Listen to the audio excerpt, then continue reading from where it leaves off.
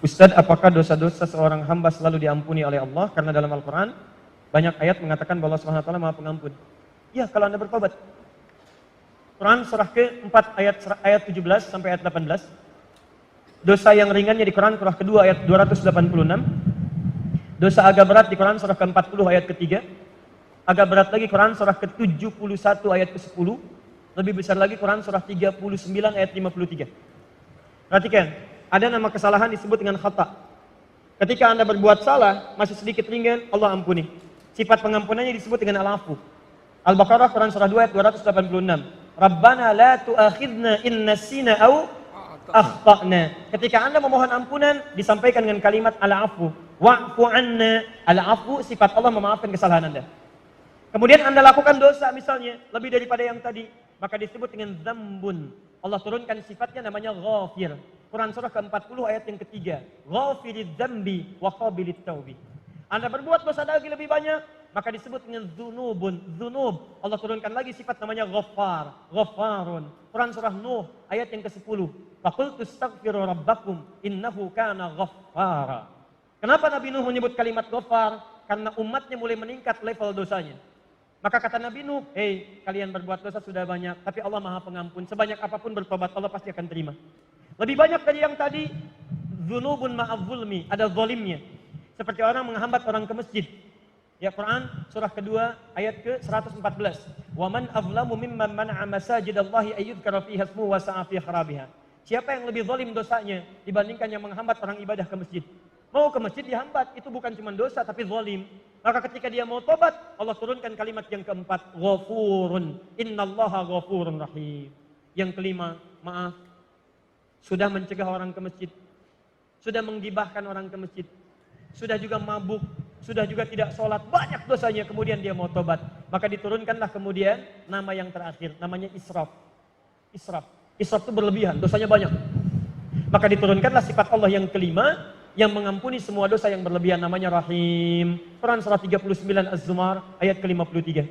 Qul ya ibadiyalladzina asrafu ala anfusihim la taqnatu min rahmatillah.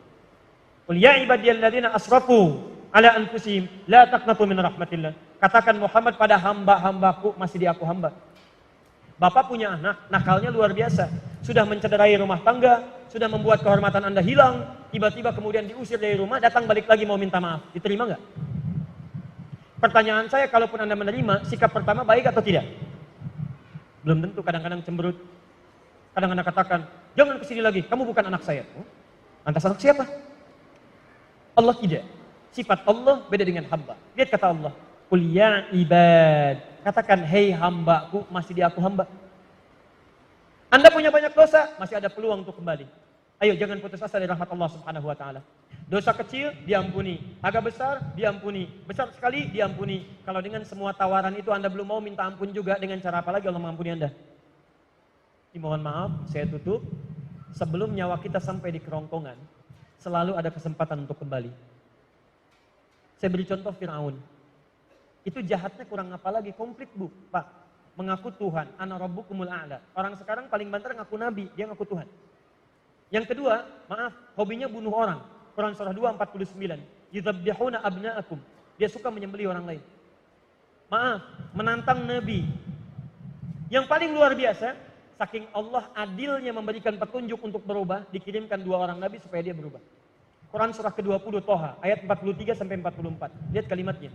Idhaba ila fir'auna innahu tagha.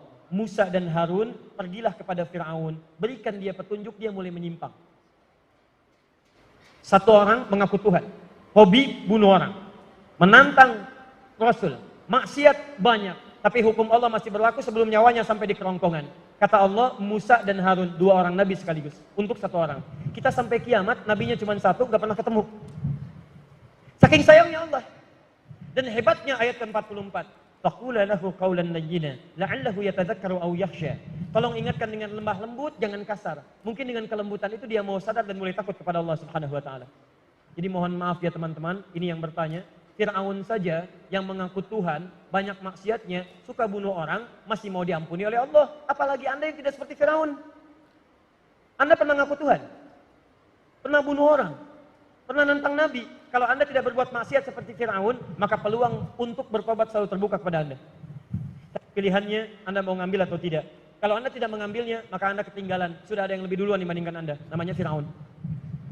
Karena itu bertakwalah kepada Allah Subhanahu wa taala.